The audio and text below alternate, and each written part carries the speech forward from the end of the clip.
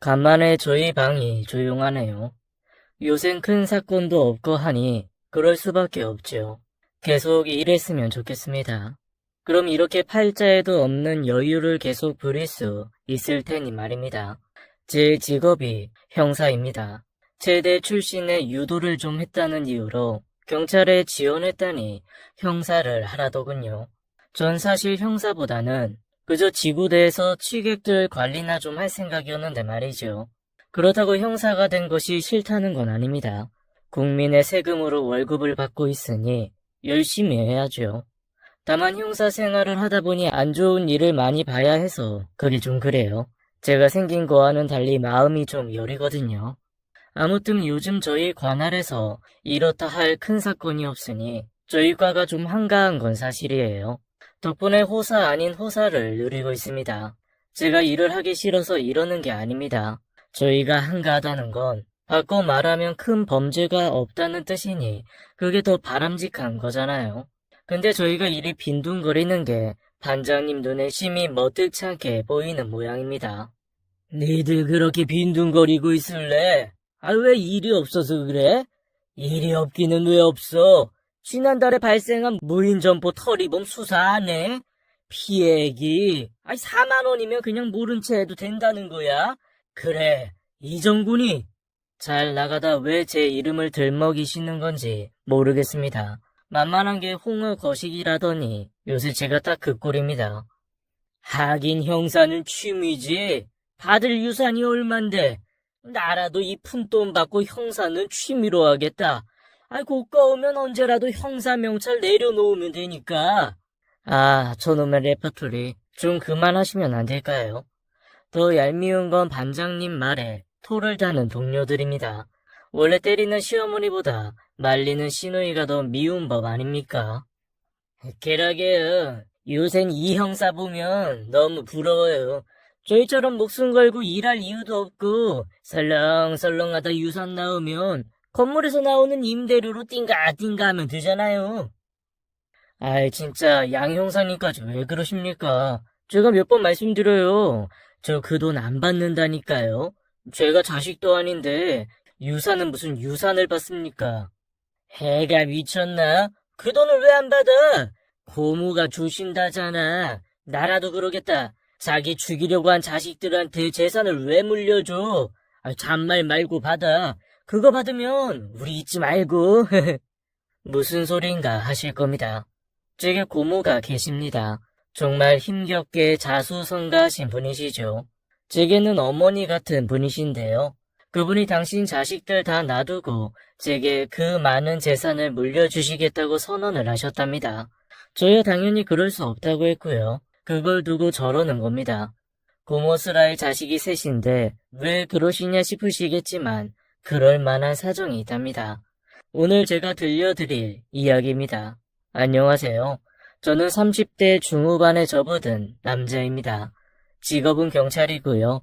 그 중에서도 강력 사건을 주로 다루는 형사로 일하고 있습니다. 머리는 좋지 않지만 몸 쓰는 건 곧잘하는 제게 형사만큼 잘 어울리는 일도 없답니다.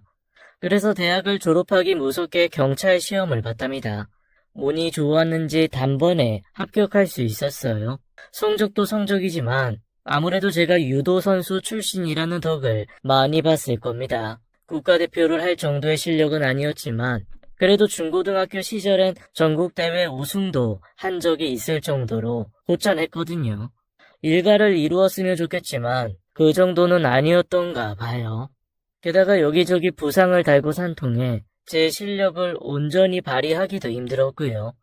미련이 없었다면 거짓말이지만 제겐 부양해야 할 홀어머니가 계셨으니 유도 선수로서의 막연한 미래보다는 당장 생계를 책임질 직업을 찾는 게 더 중요했답니다.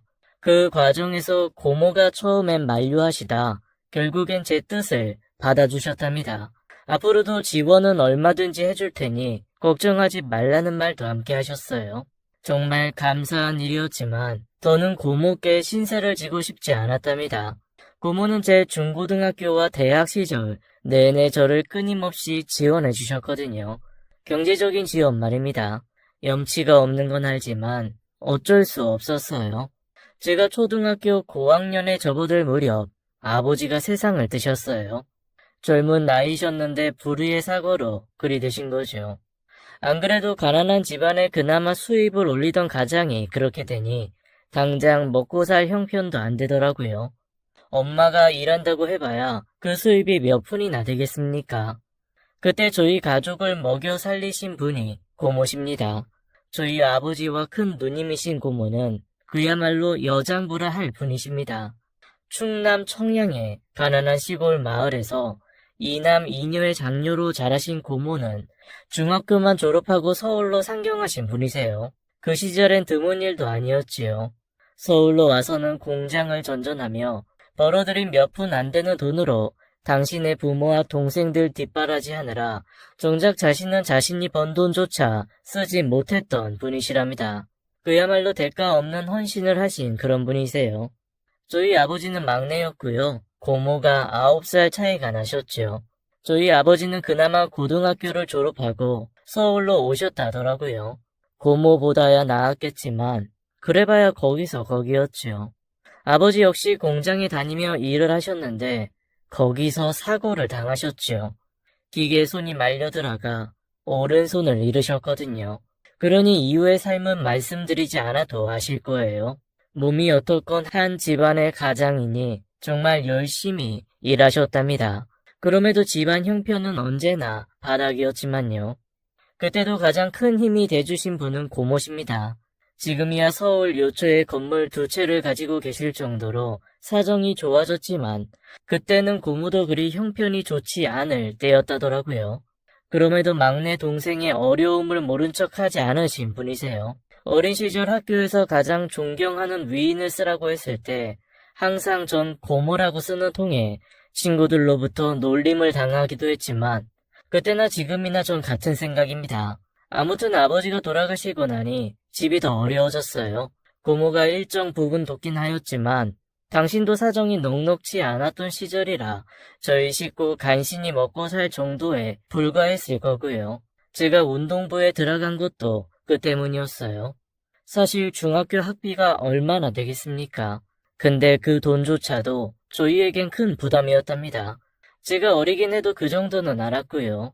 근데 운동부에 들어가게 되면 학비는 물론이고 약간의 지원까지 받을 수 있다더라고요. 당시 저희 중학교에 유도부와 씨름부가 있었거든요. 지금도 그렇지만 당시에도 제가 꽤나 다부진 체격을 지니고 있었습니다. 그래도 씨름부에 들 정도의 체격은 아니었던지라 택하게 된 게 유도부였습니다. 제가 아버지에게 물려받은 게 있다면 선천적으로 다부진 근골과 운동신경이었나 봅니다. 궁여지책으로 들어간 유도부에서 곧잘 성적을 냈답니다. 그게 문제였어요. 지금은 달라졌을 거라 믿지만 저희 때는 운동부를 유지하기 위한 경비 대부분을 운동부 선수들의 부모님들이 부담해야 했거든요. 솔직히 말이 안 되는 이야기죠. 학비 면제에 지원까지 해준다고 해서 들어간 건데 지원은커녕 오히려 돈을 내야 하는 처지였으니까요. 그 사실을 알고는 바로 그만두고 싶었어요. 근데 말씀드린 것처럼 제가 성적을 내는 아이였으니 마음대로 그만둘 수가 없었던 거죠. 힘들어서 그러니? 아니, 그냥 하기 싫어서. 엄마는 제가 왜 유도를 그만두겠다고 하는지 뻔히 아는 눈치셨어요. 돈이라면 걱정 안 해도 돼. 엄마가 어떻게든 마련해 볼 테니까. 어디서. 엄마 안 그래도 일하고 오면 끙끙 앓는 거 뻔히 보고 있는데 됐어. 어차피 그리 재미있는 것도 아닌걸. 말은 그랬지만 사실이 아니었어요. 친구나 선후배들과 뒹굴고 땀 흘리는 순간들이 너무 좋았거든요. 아무리 그래도 없는 형편에 홀로 자식을 키우는 엄마에게 더 힘들어지라고 할 수는 없었어요. 결국 당신 힘으로는 안 될 거라 생각한 엄마가 고모에게 도움을 청하셨어요. 장곤아, 말 들었다. 고모가 미안하다. 하나뿐인 조카 뒷바라지도 못하고. 아이, 무슨 말이에요. 고모가 저희 매번 도와주시는 거 아는데요. 에이, 감사해요. 돕기는 무슨. 고모 먹고 살기도 빠듯하니 쌀 몇 포대 주는 게 다인걸. 그건 그렇고 너 유도 그만두지 말아라. 그 정도는 고모가 해줄 수 있어. 이젠 고모 공장도 적당히 자리를 잡아서 괜찮을 것 같구나. 아마 그때는 고모가 자신의 공장을 차리고 한 3, 4년 정도 되었을 때였을 겁니다.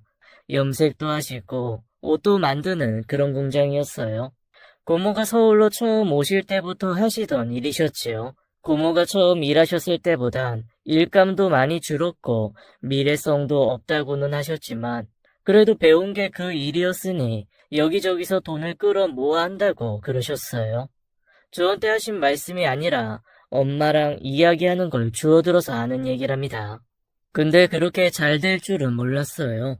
거기서 번 돈으로 부동산에 투자를 하시면서 고모의 경제 사정이 획기적으로 좋아진 건 사실이지만 당시만 해도 큰 벌이는 아니었을 게 분명해요.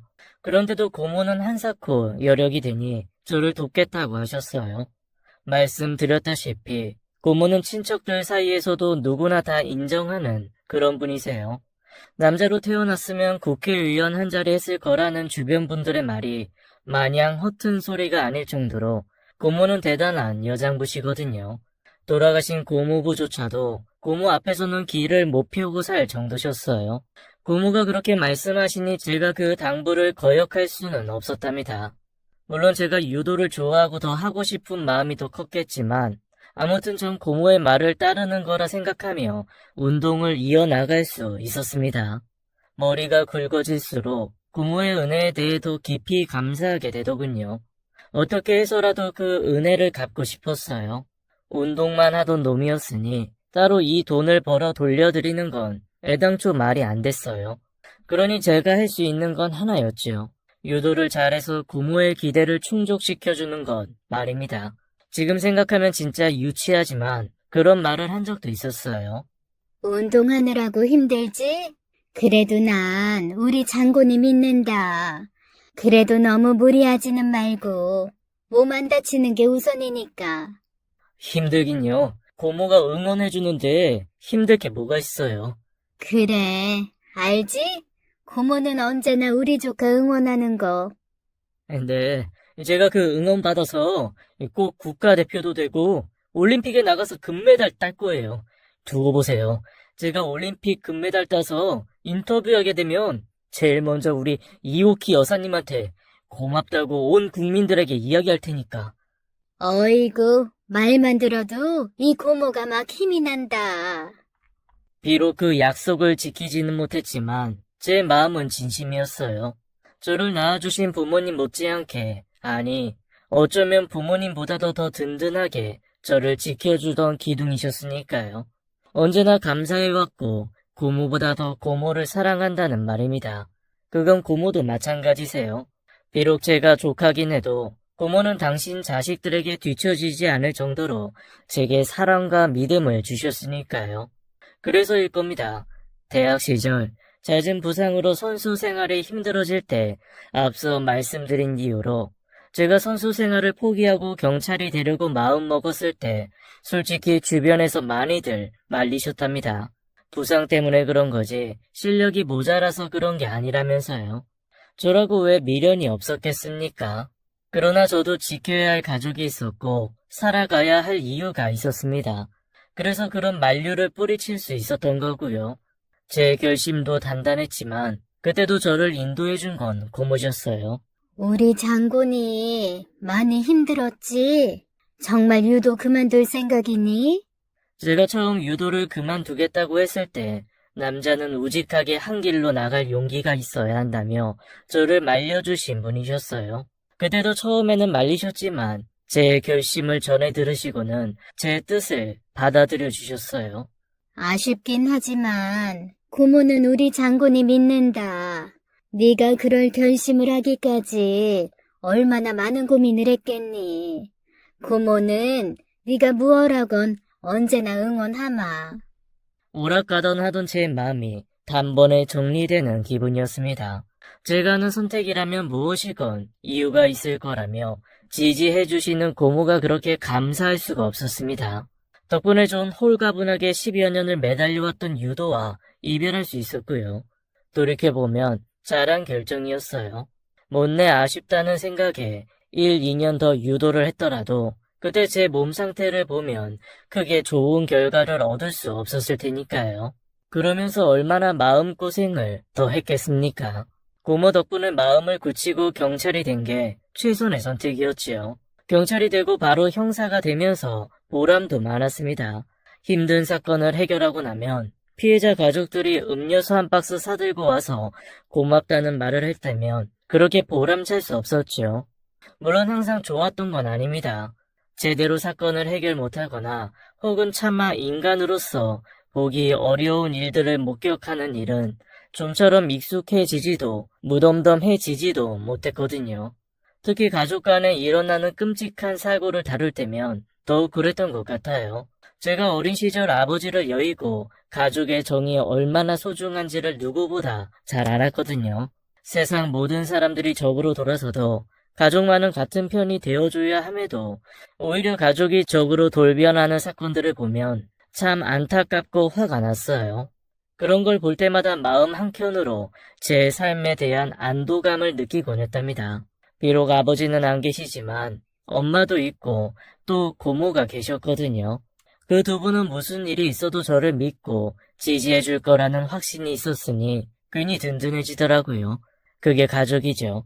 근데 제가 본 사건도 그랬고 또 제 가장 가까운 사람들의 일에서도 그랬듯 가족이라는 게 항상 좋기만 한 존재는 아니더라고요. 그게 바로 제 고모가 겪게 될 일이라는 건 더더욱 몰랐고요. 고모에겐 자식이 셋 있습니다. 큰형과 둘째 누나 그리고 막내 형이 있지요. 고모가 연세가 있으시다 보니 저보다 다들 나이가 한참 많으시고요. 요즘이야 사촌이라 해도 때로는 가까운 이웃만도 못한 세상이라지만 저만 해도 좀 달랐죠.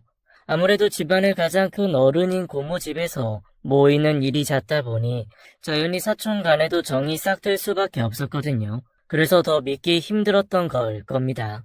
제 어린 시절 형들과 누나는 저를 챙겨주는 그런 사람들이었거든요. 뭐 나이 차이도 많이 나는 사촌 동생이니 그랬을 수도 있지만 성정 자체가 나쁘지 않았던 건 분명해요. 세월이 나쁘게 만든 걸까요? 아니면 돈에 대한 욕심이 그들을 망친 거였을까요?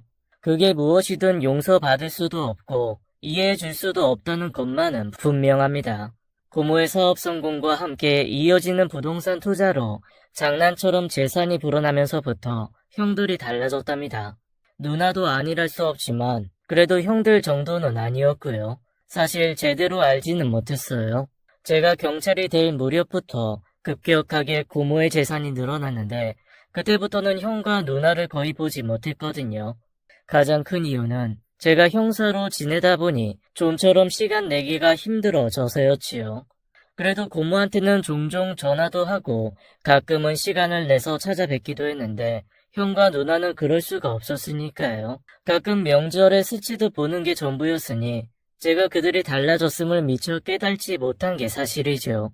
그때는 형들도 누나도 이미 결혼을 해서 가정을 꾸린 뒤였으니 각자 사는 곳도 사는 방식도 많이 달라졌을 때였거든요.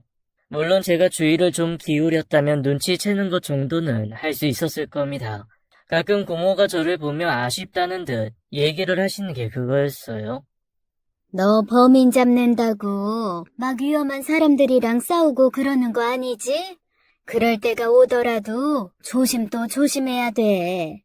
사실 서른을 코앞에 둔 어른임에도 고모는 항상 저를 물가에 내놓은 어린아이처럼 걱정하시기 일쑤였답니다. 그게 틀린 말은 아니죠. 영화나 드라마에 나오는 형사들은 거의 목숨을 내놓다시피 일하는 모습으로 비춰졌으니까요. 완전히 거짓말인 건 아닙니다. 실제로 때론 위험한 상황에 처하기도 하고 실제로 범인을 검거하다 다치거나 심지어는 목숨을 잃는 경우도 없는 건 아니니까요.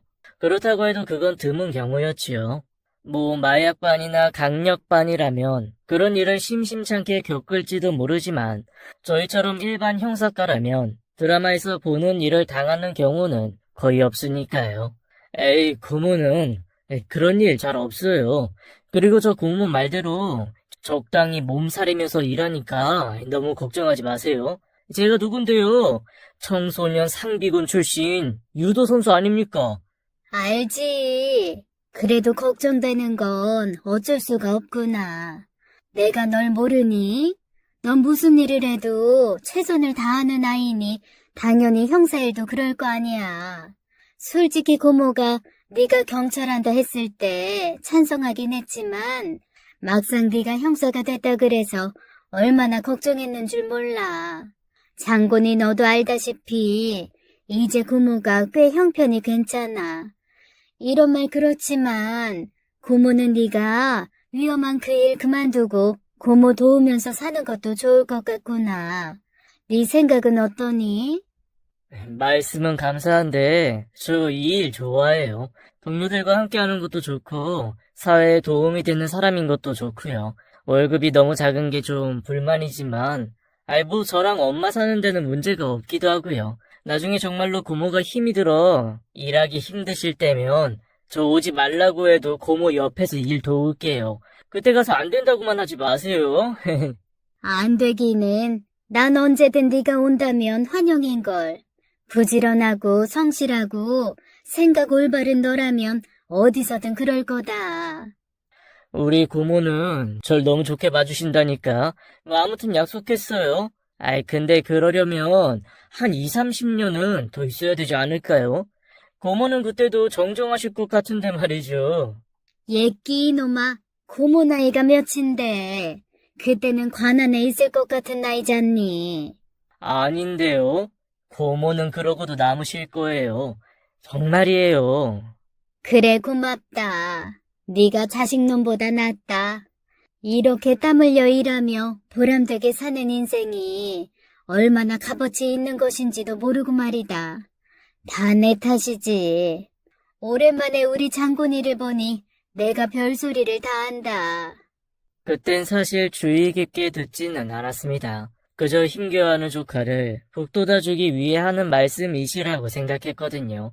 근데 그게 마냥 빈말은 아니었던 모양이었어요.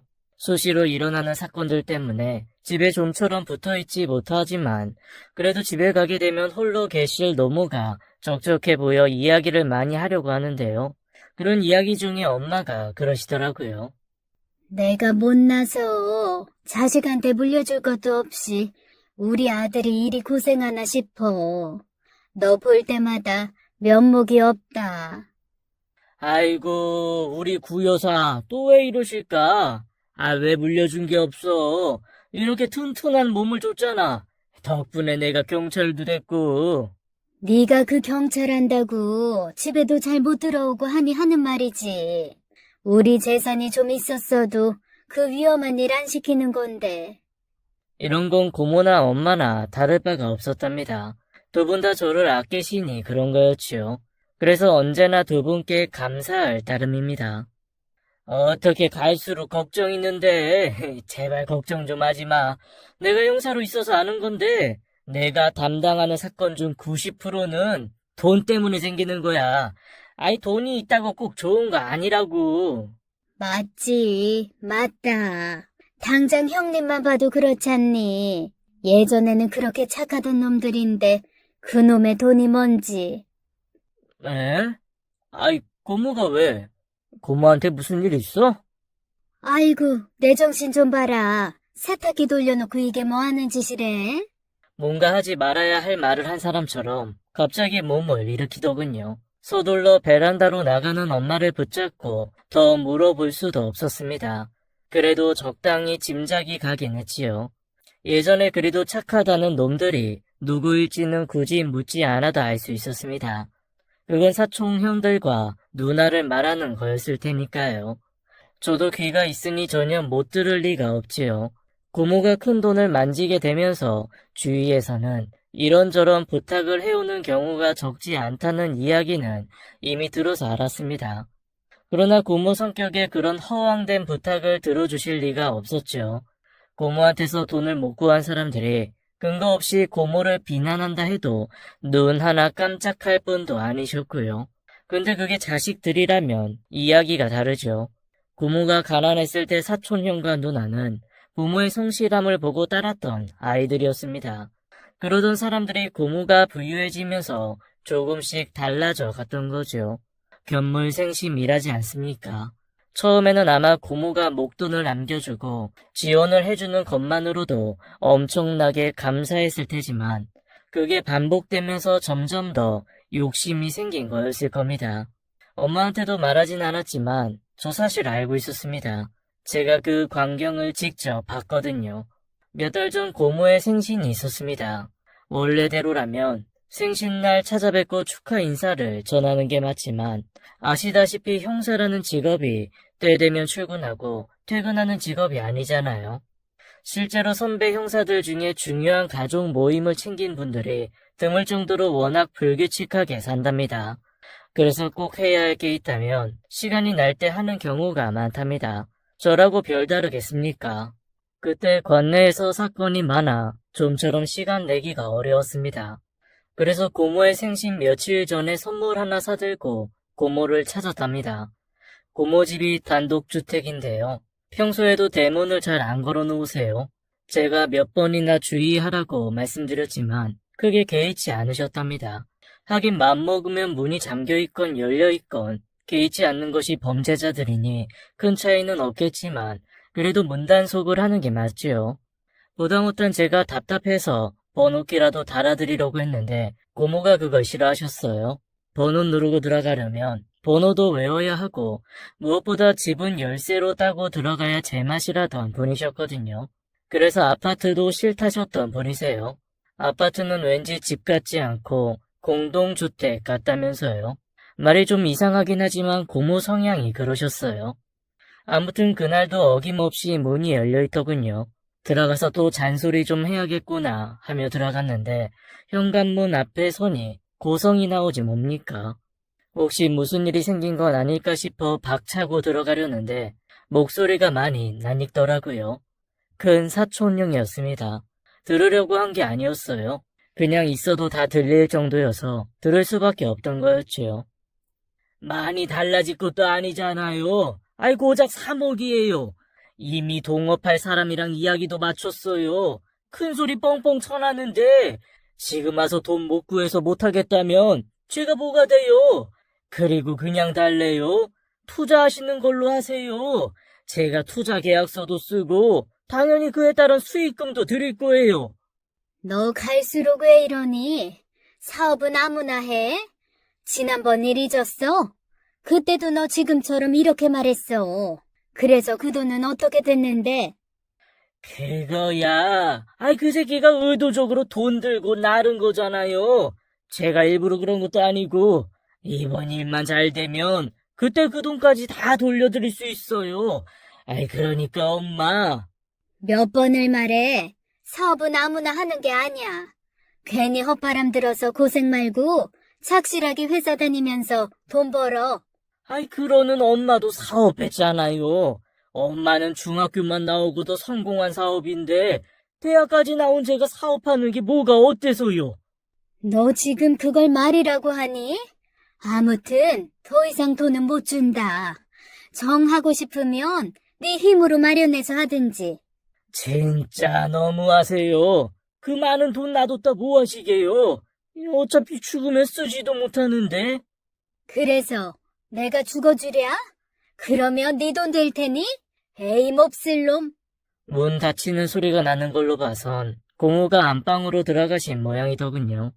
놀라서 듣다가 형이 금세 나올 것 같아 바로 집을 나섰답니다. 역시나 금세 형이 나오더군요. 입에 담지도 못할 욕을 하는 형의 얼굴이 그렇게 낯설 수가 없었습니다. 탐욕에 찌든 얼굴이란 그런 거였어요. 어린 시절 저를 목마 태워주던 형은 이젠 더 이상 없었답니다. 그날 차마 고모를 찾아뵙지 못했습니다. 안 그래도 심란하실 텐데 괜히 제가 가면 이상해 하실 것 같아서요. 엄마가 했던 말은 그런 거였을 겁니다. 큰 형뿐만 아니라 누나나 막내 형도 그렇다는 뜻이었어요. 그걸 보면서 참 착잡해지더군요. 돈이라는 게 사는데 꼭 필요한 것이라는 걸 누구보다 잘 알지만 그렇다고 해서 돈 때문에 가족 간의 의를 상해야 하는 건 아니라고 생각한 때문이었어요. 엄마 말대로 집안에 돈 한 푼 없는 우리 집이라면 절대 생길 수 없는 문제니 오히려 그런 점이 다행이라고 생각해야 하는 걸까 싶더군요. 그래도 선을 넘을 수 있는 사람은 아니라고 생각했어요. 저는 형들과 누나를 쭉 보면서 커왔으니까요. 제가 아는 형과 누나라면 최소한 돈 때문에 경찰서를 찾는 가족들의 모습을 보이지는 않을 거라고 생각했답니다. 제가 너무 순진했었습니다. 절대로 보지 말아야 했지만 우연히 보게 된 사건 하나가 제 순진함을 산산조각 났거든요. 말을 정정해야겠습니다. 보지 말아야 했다는 말은 잘못했거든요. 그걸 보는 통에 제 고모가 잘못되는 것을 막을 수 있었으니 괴롭더라도 보아야 했던 일이었어요. 시작은 고모부의 장례식장에서 시작됐습니다. 3년 가까이 폐암으로 투병하셨던 고모부가 천수를 다하지 못하고 떠나셨답니다. 참 선비 같은 분이셨어요. 목소리도 작고 항상 느릿느릿 말씀하시던 분이셨는데요. 어릴 땐 그런 고모부가 측은하게 느껴질 때가 참 많았어요. 제겐 더할 나이 없이 상냥하시지만 다룰 때는 정말 기가 센 분인 고모와 평생을 하시면서 항상 기가 눌려 사시는 것처럼 보였기 때문이었어요. 근데 꼭 그런 건 아니었어요. 왜 그렇잖아요. 소리 없이 강하다고. 지금와 생각하면 고모부가 딱 그러셨어요. 가족 간의 무게를 잡아주시던 분도 실제로는 고모가 아니라 고모부셨던 거죠. 그렇게 고모부가 떠나간 자리를 찾은 많은 사람들 속에 저도 껴 있었습니다. 당연하죠. 원래대로라면 3일 내내 자리를 지켜줄 것이 옳았지만 고모부 장례 때문에 3일짜리 휴가를 줄 직장이 아니었어요. 그래서 짬날 때마다 들렀답니다. 이 와중에도 고모는 피곤할 텐데 자주 들릴 필요 없다는 분이셨지만요. 일을 마치고 가다 보니 첫날엔 저녁 8시, 둘째 날엔 11시가 넘어 식장에 갔습니다. 장례식장이 다 그렇듯 침통한 분위기만 가득했어요. 내색은 안 하셨지만 고모가 정말 힘들어하셨고요. 형들과 누나 역시 그랬어요. 가족을 잃는다는 건 그런 거죠. 저야 정말 어릴 때 아버지가 돌아가셔서 그러지 않았지만 말이죠. 둘째 날이었어요. 일이 좀처럼 마무리되지 않아 마음 졸이다 간신히 식장으로 갔어요. 예전과는 달리 요샌 그 시간쯤이면 조의객들도 거의 없을 시간이잖아요. 가보니 서너 분 계신 게 다더군요. 고모에게 얼굴을 비치고 잠시 밖으로 나왔어요. 담배를 피우려고 그런 거였어요. 그렇게 흡연장으로 가는데 사람들이 있더라고요. 다른 식장 가족들인가 했는데 목소리가 낯설지 않았습니다. 둘째 형과 누나였어요. 아는 체를 하려고 했는데 그럴 수가 없었습니다. 두 사람이 하는 말이 저를 멈추게 했거든요. 아빠 가신 상황에서 돈 이야기를 어떻게 해? 아버지가 저렇게 된 건 슬프지만 그래도 할 건 해야지. 어차피 물려주실 거잖아. 차라리 이번 기회에 일부 상속이라도 하자 그러는 게 낫지 않아? 나도 그렇고 누나도 필요하잖아. 요새 자금 잘 안 돈다며. 그렇긴 하지만 엄마가 완강하잖아. 오빠도 지난번에 돈 달라고 했는데 단칼에 거절하셨고. 그래서 그대로 있겠다고? 아니 할 말로. 엄마도 이젠 나이가 있잖아. 언제 잘못되셔도 이상하지 않을 나이야. 저러고 계시다가 갑자기 가버리면 그땐 상속세니 뭐니 해서 골치 아파진다고. 그럴 거면 차라리 지금 정도에서 조금씩 받아서 상속세 부담 더는 게 낫지 않아? 그렇긴 한데 엄마가 해주겠어? 그리고 엄마 아직 정정하잖아. 못해도 10년은 까딱 없으실 텐데. 사람 일 어떻게 알아? 아니 할 말로 차다가도 뜨는 세상인데. 내 친구놈 하나가 그 젊은 나이에 심장마비로 죽는 것 보니 알겠더라. 그래서 엄마도 그렇게 되길 바라는 거야? 아이, 꼭 그런 건 아니지만 그럴 수도 있는 거 아니야? 돈 때문에 부모도 죽이는 세상인걸. 너 지금 그게 무슨 소리야? 엄마를 어떻게 하기라도 한다는 것처럼 들리잖아. 누가 그런데? 아니 근데 모르지.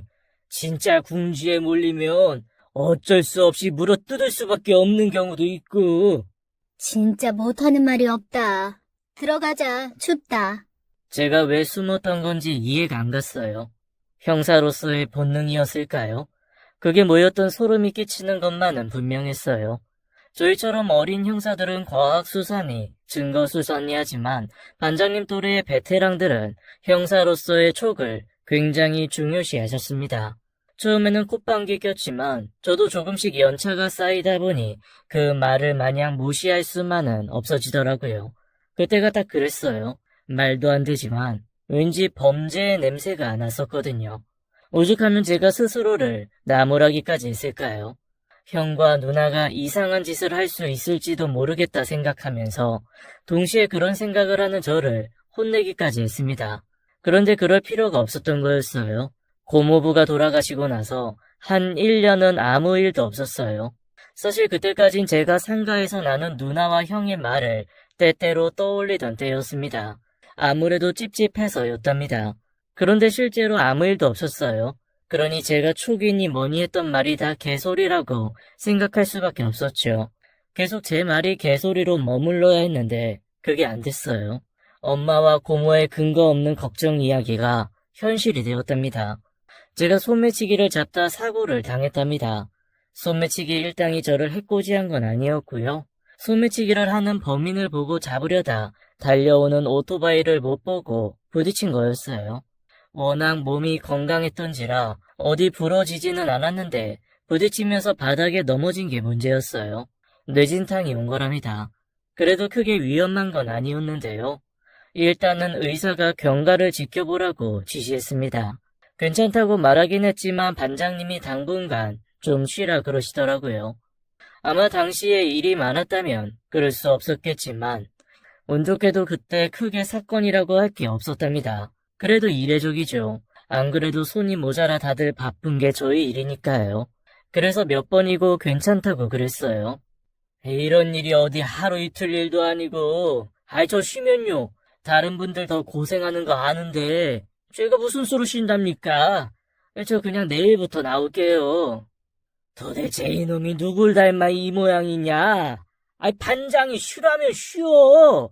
너 병원에 있을 때 어머님이 얼마나 우셨는지 알아? 야, 내가 어머니 볼 낯이 없더라.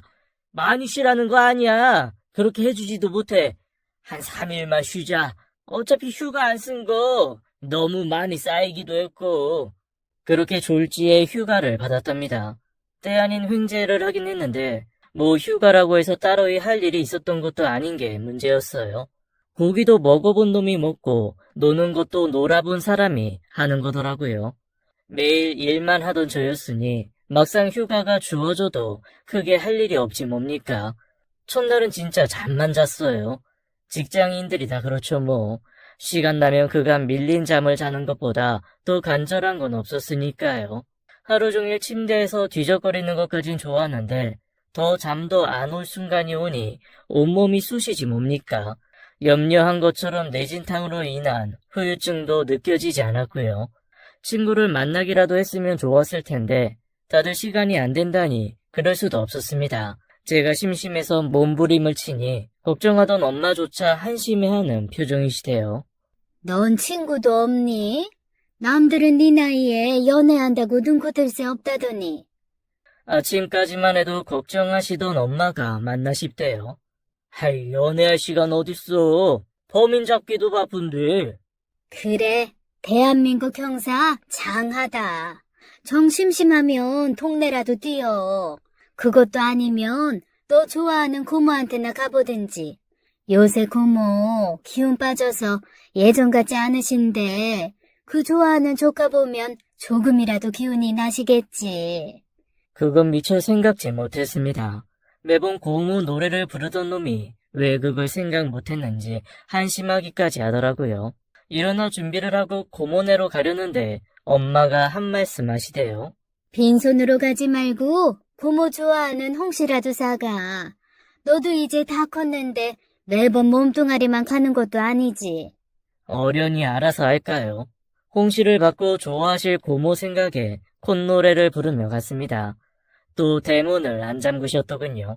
습관이라는 게 참 무서운 거지 싶더군요. 그래도 이번엔 단단히 말씀드려야지 하고 들어갔는데 집엔 아무도 안 계시더군요. 불도 꺼져 있는 걸 보니 일이 있어 나가신 모양이었습니다. 그냥 홍시만 놓고 올까 하다 일단 전화를 드렸습니다. 고모 어디세요? 저 집에 와 있는데. 집? 우리 집? 너 아프다면서? 아프긴요. 너무 건강한데 해결은 여기 왔죠. 잠깐 일 있어서 나왔다 들어가는 중이야. 한 20분이면 갈 테니 가지 말고 있어. 정 심심하면 베란다 경첩이라도 고쳐놓든지. 집도 나처럼 나이가 들어선지 여기저기 삐걱거리지 뭐냐? 그러겠다고 했습니다. 고모 말대로 경첩을 고치려면 드라이버니 뭐니 필요해서 뒤졌답니다. 경첩 고치는 것보다 드라이버 찾는 게 더 힘들었어요. 오죽하면 안방까지 들어갔을까요? 고모가 혼자 사는 방은 참 휑했습니다. 옷도 몇 벌 없고 가구도 거의 없었거든요. 그래서 더 금고가 눈에 띄었죠. 꽤나 옛날 금고예요. 크고 육중한 금고죠. 보기엔 튼튼해 보이지만 도선생들한테는 식은 죽 먹기인 그런 금고였어요. 다이얼을 돌리는 그런 거였거든요. 모르긴 해도 그 안에 꽤나 많은 돈이 있지 않을까 했습니다. 실제로는 아니었지만 누구나가 다 그렇게 생각할 만큼의 그런 금고였으니까요. 그걸 잠시 보다가 갑자기 쎄한 기분이 들었답니다. 앞서도 말했던 형사의 촉이 그거였어요. 그래야 할 이유가 하나도 없는 상황이었는데 왜 그런 건지 모르겠습니다만 너무 기분이 쎄하니 갑자기 형사로서의 본능이 되살아났답니다. 집에 아무도 없는 건 분명히 확인했으니 도둑이 들었다거나 한 건 아니었습니다. 그냥 쉬다 보니 몸이 근질거려 그런 게 아닐까 생각하다 눈을 돌리는 순간 말도 안 되는 것을 발견했습니다. 몰래카메라였어요. 예전이라면 꿈도 못 꿀 몰래카메라가 그 당시 많이 늘었거든요. 학교나 회사 화장실 혹은 모텔 같은데 몰래카메라를 설치해 놓고 여자를 훔쳐보는 그런 범죄가 하나 둘씩 생겼고 실제로 저희가 그런 사건을 수사한 적도 있고요. 기술이 발전해서인지 아주 주의 깊게 살피지 않으면 몰래카메라인 것도 모를 정도의 그런 것들이 많았습니다. 저도 수사를 하면서 이런 것까지 카메라가 될 줄 몰랐다 싶은 것들을 발견하고는 놀라기도 했지요. 아마 그때의 경험이 아니었다면 몰래카메라인 것도 몰랐을 거고 그런 생각조차도 못했을 겁니다. 분명히 몰래카메라였을 거예요. 아마 일반인이 그걸 발견했다면 바로 제거했을 겁니다. 근데 전 형사지 않습니까? 고모처럼 일반적인 사람, 게다가 흔히 몰래카메라의 용도로 사용되는 훔쳐보기의 대상일 수도 없는 나이 많은 여자의 방에 설치된 몰래카메라는 정상적이지 않죠. 분명히 제가 상상하지도 못할 비밀이 있는 거였답니다. 순간적으로 머리가 돌았답니다. 몰래카메라를 누가 설치했는지 그리고 설치한 이유를 파악해야 했답니다. 그러려면 몰래카메라의 존재를 모르는 사람인 것처럼 행동해야 했고요. 그래서 자연스럽게 방을 나왔죠. 혹시 몰라 거실과 다른 방도 살폈지만 몰래카메라가 있는 곳은 오직 안방뿐이었습니다. 그렇게 고민을 하는데 고모가 들어오시더라고요. 어디 보자. 아프다더니 괜찮아 보이는구나. 진짜 괜찮은 거 맞지? 고모의 걱정에도 불구하고 온 신경이 몰래카메라로 가 있었습니다. 일반 가정에 설치된 몰래카메라라는 것이 워낙 이상해서 그럴 수밖에 없었어요. 그렇다고 그 사실을 고모에게 말할 수도 없었습니다. 사실을 알면 기겁을 하실 게 뻔했으니까요. 명색이 조카가 형사인데 그렇게 겁에 질리게 만들 수는 없죠. 고모가 눈치 못 채게 탐문 수사를 진행했습니다. 요새 집에 손님들 오시고 그래요? 손님? 다 늙은 할망구 집에 누가 와? 왜? 아니, 요새 적적하실 테니 친구분들이라도 오면 좋겠다 싶어서요. 내가 친구가 어딨니? 이젠 자식들도 뜸한데. 말을 하는 고모의 표정이 참 쓸쓸해 보였습니다. 돈 때문에 자식들 대하는 것조차 불편해졌다는 이야기가 떠올랐어요. 바로 그 순간, 지난번 상가에서의 그 장면이 떠오른 건 왜였을까요? 순간적으로 생각이 이상한 곳으로 미쳤습니다. 그 생각을 하면서도 말이 안 된다고 생각했지만 자꾸만 떠오르는 건 어쩔 수 없대요. 당장은 할 수 있는 일이 없었습니다만 다행히 제게 이틀이라는 시간이 더 있었습니다. 만약에 제가 그때 뇌진탕을 당하지 않았다면, 그래서 3일이라는 휴가를 받지 못했다면 진짜 끔찍한 일을 경험했을지도 모릅니다. 제가 딱히 운명론자는 아니지만 그 일 이후 운명이라는 걸 생각지 않을 수 없더군요. 저와 고모의 인연, 그리고 그로 인해 비켜갔던 운명이라는 걸 직접 목격했으니 마냥 그걸 무시할 수 없게 된 탓이었습니다.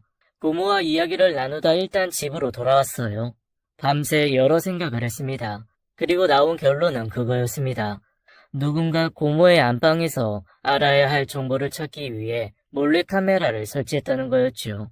그게 정확히 무엇인지는 알 수 없었습니다.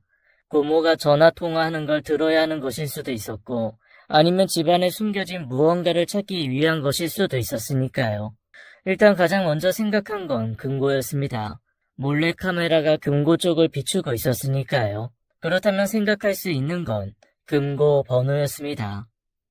사실 쉽지 않은 거였어요. 고모가 번호를 돌리면 몸에 가려 안 보일 확률이 높았거든요. 그렇다고 해도 단정 지을 수는 없었어요. 결국엔 돈이 걸린 일이라고 생각했습니다. 그리고 돈이라면 그를 통해 이득을 볼 사람이었고요. 생각하기 싫지만 그 사람은 고모의 자식, 즉 제 사촌 형제의 가능성이 가장 컸습니다. 돈 문제로 고모와 다투는 걸 보기도 했고 유산을 받겠다고 이상한 대화를 나누는 형제들을 보기도 했으니까요. 아니길 빌었지만 그럴 가능성이 가장 높은 건 사실이었습니다. 다음날 찾아간 고모의 집은 예상대로 비어 있었습니다. 당연하죠. 할 일이 하나둘 아닌 분이 그 시간에 집에 있을 리가 없었으니까요. 바람직한 방법은 아니지만 몰래카메라를 설치한 사람들을 찾는 것이 급선무였어요. 눈에는 눈, 이에는 이, 몰래카메라엔 몰래카메라겠죠. 이미 수사 과정에서 알게 된 몰래카메라 업자에게 최고 좋은 몰래카메라를 부탁했습니다. 그 과정에서 약간 거짓말을 하긴 했어요. 수사에 필요한 거라고요. 100% 거짓말은 아니었어요. 비록 공식적으로 접수된 사건은 아니었지만 제가 하고 있는 게 수사는 맞았으니까요. 운이 나쁘게 몰래카메라를 설치한 사람이 일주일 혹은 한 달 후에 올 수도 있었으니까요. 그래도 언젠가는 올 거란 사실을 알고 있었습니다. 그게 범죄자 심리거든요. 아무리 대범해도 범죄를 저지른 후엔 계속 신경이 쓰일 수밖에 없답니다. 그래서 흔히들 사건 현장에 범인이 다시 나타난다고 그러는 거고요. 이번 범인은 상당히 심약한 타입이었어요. 제가 몰래카메라를 설치하고 3일 만에 범죄 현장의 모습을 드러냈으니까요. 내가 뭐라디? 가려줘서 안 보인다고 했잖아. 걔라도 어떻게 해? 금고 안에 틀림없이 건물 문서가 들어있을 텐데. 근데 정말 엄마 몰래 처분할 수 있어? 우리 것도 아니잖아. 처분하는 건 힘들지. 근데 그걸 담보로 대출받는 건 가능해. 그 인간들 그런 데는 검사보다 더 뛰어난 놈들이거든. 약간의 작업만으로도 정상적인 대출을 성공시키는 놈이니까. 향이 그렇다면 그런 거겠지만, 그래도 수수료가 너무 과하지 않아? 20%면 너무하잖아. 30억 대출이면 그놈들이 6억을 가져가는 건데, 그거 조금 했다고 6억이라니? 방법이 없잖아. 야, 그럼 네가 들고 은행 가서 대출 받을래? 당연히 안 되지. 네가 건물주가 아닌데. 아까워도 어쩔 수 없어. 번호를 모르니 어떡하지? 그냥 금고 부술까? 그랬다가 엄마가 신고하면. 야, 너 새고랑 잘래? 그럼 어째? 그냥 엄마 돌아가실 때까지 기다릴 거야? 그럴 수 없지. 다 방법이 있어. 그 뒤로 이어진 형들의 말은 정말 너무 끔찍했습니다. 인간이 어쩌면 그럴 수 있을까요? 마음 같아선 당장 두 인간을 때려잡고 싶었지만 문제가 있었습니다. 제가 형들을 흠칫 두들겨 패는 것이 가장 간단했지만 그건 답이 아니었어요. 그렇다고 경찰에 신고를 할 수도 없었습니다. 설령 두 사람이 범죄 모의하고 있는 걸 확인한다 쳐도 제가 수집한 증거가 불법적인 거라는 점이었어요. 답답하기는 한데 법이 그래요. 그런 걸로 수사를 벌였다가 오히려 역공을 당하게 된답니다. 이러지도 저러지도 못하는 와중이었지만 어떻게든 수를 냈어야 했어요. 일단 사건이 터진 후라면 그땐 어떻게든 할 수가 있었답니다. 그래서 고모에게는 죄송하지만 형들이 자기들이 말한 계획을 실행시킬 때까지 기다릴 수밖에 없었답니다. 혼자 할 수도 있었지만 혹시 그랬다가 고모가 상하는 경우가 생길 수도 있어서 가장 친한 후배놈인 김영사에게 도움을 구했습니다. 당연히 펄쩍 뛰었지요. 말씀드린 것처럼 그게 합법적인 건 아니었으니까요. 형 미쳤어? 그랬다가 혹여 탈이 나면 우리 옷 벗을 수도 있어. 알아. 근데 방법이 없어. 그냥 두 인간 반쯤 죽도록 팰까도 생각했는데 그런다고 정신 차릴 인간들이 아니란 거 알잖아. 너도 봤으니까. 두 번 다시 그런 생각 못하게 벌을 받게 해야 하는데 너도 알다시피 이걸로 수사 신청도 못하니까 그러니까 네가 좀 도와줘. 나한테 고모가 어떤 사람인 거 모르냐? 설령 내가 옷을 벗는다고 해도 이 문제로 감옥에 끌려간다고 해도 나 해야 돼. 너한테 무리한 부탁하는 거 알아. 근데 나 혼자 하다가 우리 고모 잘못되기라도 하면 나 못 살아. 용호야, 내가 책임질게. 김 형사가 제 청을 거절할 리가 없었지요. 지금 동생 같은 놈이거든요. 결국 김 형사가 거들어주기로 했습니다. 그렇게 사건이 벌어지고 나서 제가 가장 먼저 달려간 곳이 강원도 어느 산속의 컨테이너 박스였어요. 고모, 저예요. 잠시만요. 준비해간 연장으로 컨테이너 박스와 문을 땄습니다. 저를 만난 고모가 하염없이 울더군요. 장군아, 장군아. 말씀조차도 못 이으실 정도로 울기만 하셨어요. 그럴 수밖에 없었습니다. 평생을 사랑으로 키워온 자식이 하나도 아닌 둘이 작당해서 자기를 이 깊은 산속 컨테이너에 감금했으니 얼마나 무서웠겠습니까? 게다가 금고 번호를 알아내기 위해 협박까지 했다지 뭡니까? 그것도 가장 무서운 협박이었대요. 금고 번호를 알려주지 않으면 어차피 자기들 살 형편도 아니니 그 자리에서 다 같이 죽자는 식이었대요. 당신 죽는 건 눈 하나 깜짝하실 분이 아니지만 자식들이 그러는 건 볼 수 없잖아요. 부모란 게 그런 거니까요. 너무 어이가 없어서 아무 말도 못 하셨대요.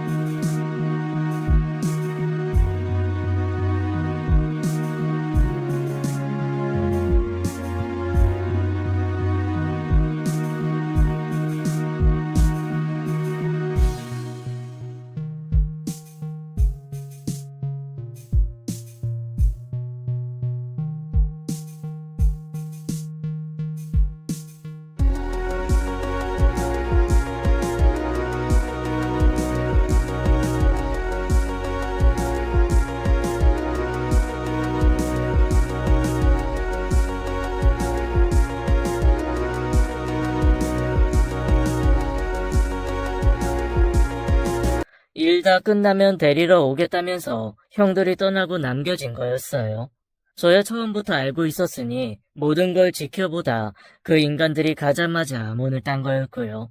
근데 궁금한 건 진짜로 그 인간들이 되돌아왔을까 하는 점이었어요. 어쩌면 아예 고모를 이곳에 영원히 방치하려던 건 아니었을까요? 조사 과정에서 그럴 의도는 없었다고 끝까지 발뺌했지만 전 그럴 수도 있다고 생각했어요. 단지 그러면 살인죄가 적용될 것을 아니 발뺌한 것일지도 모르죠. 그게 뭐든 그것들은 인간 이하의 죄를 저질렀답니다. 진짜 죽이고 싶었지만 참았습니다. 그 인간 같지 않은 것들 단숨에 때려 죽이고 싶었지만 그러면 고모가 너무 힘들어하실 것 같아 참고 또 참았습니다. 그건 좋은 방법이 아니기도 했고요. 아마 두 사람들 집에 들어가는 순간 손에 수갑이 채워질 겁니다. 김 형사가 그러려고 대기하고 있었고요. 그렇게 인간 말종 두 형들의 음모는 제대로 이루어지지 못한 채 막을 내렸습니다. 당연히 벌을 받아야 했습니다. 그것도 엄청나게 벌을 받아야 했지만 그렇게는 안 됐습니다. 미수에 그친 점, 피해자인 고모가 처벌을 원치 않는다고 밝힌 점, 그리고 초범인 점까지 감안한 결과 집행유예를 받는 선에서 마무리가 되었습니다. 제가 경찰이라서가 아니라 진짜 우리나라 법은 너무 관대하다고 생각해요. 인간이기를 포기한 자들에게 집행유예라는 게 말이 됩니까? 그래도 어쩌겠습니까? 무엇보다 고모가 원치 않는 걸요. 그래도 아예 소득이 없던 건 아니었습니다. 제가 법정에 신청을 해서 그 인간들이 고모에게 접근하는 것을 막고 연락하는 것도 막았거든요. 그리고 나서 단단히 못을 박았습니다. 이거 어기면 집행유예된 것까지 더해서 처벌받는 거 알지? 사실은 그게 무서운 게 아니야. 만약에 이 비슷한 일이 일어날 낌새라도 보이면 내가 가만 안 둘 거야. 한 번은 참지만 다음엔 아닐 거야. 의심나면 해봐. 내가 너희 두 인간 허리를 분질러서 바다에 처박을 거니까. 장곤이, 너 형한테 그런 말 해도 돼? 형 같은 소리 한다.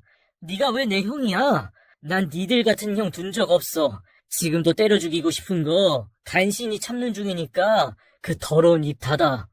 경고했다. 다음엔 법원이 아니라 나한테 죽는 거라고. 그만 꺼져.